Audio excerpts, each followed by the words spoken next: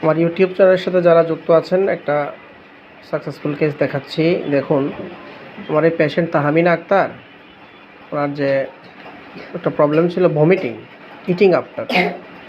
আমি ওষুধ করেছিলাম ফেরামফস 0/1। কবে দিছি? 8/3/26, গত মাসের 8 তারিখে ওষুধটা দিয়েছিলাম। তো ট্রেমব্লিং বডি ছিল, সেটাও আল্লাহর রহমতে সেরে গেছে। ভমিটিংটাও এখন আর নাই। আমার আগের ভিডিওতে আমার এক ডাক্তার ভাই কমেন্ট করছিলেন তাকে সিপিএ দেওয়ার জন্য, পরবর্তী মেডিসিনে সিপিএ দেওয়ার জন্য। তো না, আমি ওইরকম কাজ করব না, লক্ষণ ছাড়া কোনো ওষুধ দেবো না। সিপিএ কেন দেব?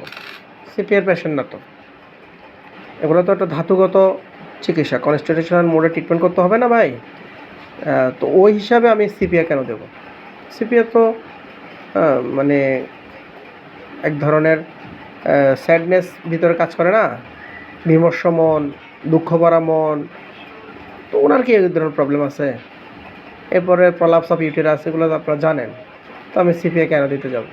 গর্ভাধার চিকিৎসা তো আমি করি না, আপনারা জানেন। আমরা তো সিমটম বেসড চিকিৎসা করি। তাহলে আমার এই পেশেন্ট আবার কয় তারিখে জানি আলট্রা করছেন? 26/3।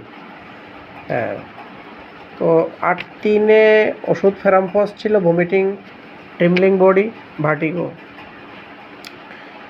তো ওগুলোর উপর ওষুধ 26/3-এ আলট্রা করলো। বেশ, আলট্রা রিপোর্ট খুবই ভালো, আমি একটু আগে দেখে নিলাম। তাহলে তো সিপিআর কোনো প্রশ্নই আসে না, সবই তো মোটামুটি আলহামদুলিল্লাহ ভালো আছে।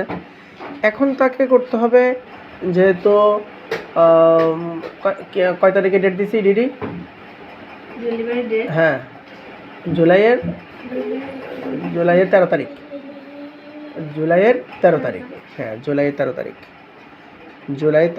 হাতে গোনা, হাতেও 3 মাস কাছাকাছি আছে। তাহলে এখন আমাকে নিশ্চিত করতে হবে, নিশ্চিত আল্লাহ হবে, আমরা তো উছিলা, ওষুধ দিয়ে যেতে হবে যাতে করে নর্মাল ডেলিভারিটা নিশ্চিত হয়। তো এক্ষেত্রে আমরা তো জানি পালসিটিলা, আর তাছাড়া আমার এই পেশেন্ট কিন্তু মোড অফ মানে ওনার মোডটা একদম পালসিটিলার, ঠান্ডা মানুষ, এক ভদ্র শান্ত মেজাজের মানুষ। ওই ধরনের ওনার কাছে নাই। আর পানির পিপাসাও কম। এর মধ্যে আবার সর্দিটা, সে কাশি লাগছে, একটু গাঢ়টারও কফ টপ আছে, চোখ টোক জলে বলতেছে। তো পালসিটিলা 0/1 এবং 0/2 আমি প্রেসক্রাইব করে ফেললাম। ফেরামফস আর প্রয়োজন নাই। ওজন 1 কেজি বাড়ছে, 56, আগে ছিল 55, এখন 56। এভাবে ধীরে ধীরে উন্নতি হবে। তাহলে এই যে এটাকে বলা হয় আর্ট অফ ট্রিটমেন্ট। স্যার যে বারে বারে আমাদেরকে, রবিন বর্মা স্যার শিখায়, একটা পেশেন্টকে হোমিওপ্যাথিক নিয়ম অনুযায়ী চিকিৎসা করলে আমাদের দেশের যে একটা যে মানে ওষুধ খাওয়ায় কমপ্লেক্সগুলো থেকে আয়রন, ক্যালসিয়ামের, ওগুলো তো আমার একটা প্রয়োজন হয় না। তো হোমিওপ্যাথিক ওষুধটা খেলে বাচ্চার পজিশন ঠিক থাকে, ওয়েট ঠিক থাকে, হ্যাঁ,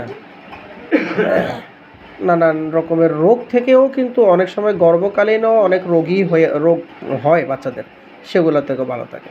সো বন্ধুরা, যারা নাকি ডাক্তারি করেন, বিশেষ করে হোমিওপ্যাথি ডাক্তারি করেন, আপনারা আমার এই ভিডিও থেকে নিশ্চিত ইনশাল্লাহ কিছু শিখতে পারবেন। আর ধন্যবাদ সবাইকে। আসসালামু আলাইকুম।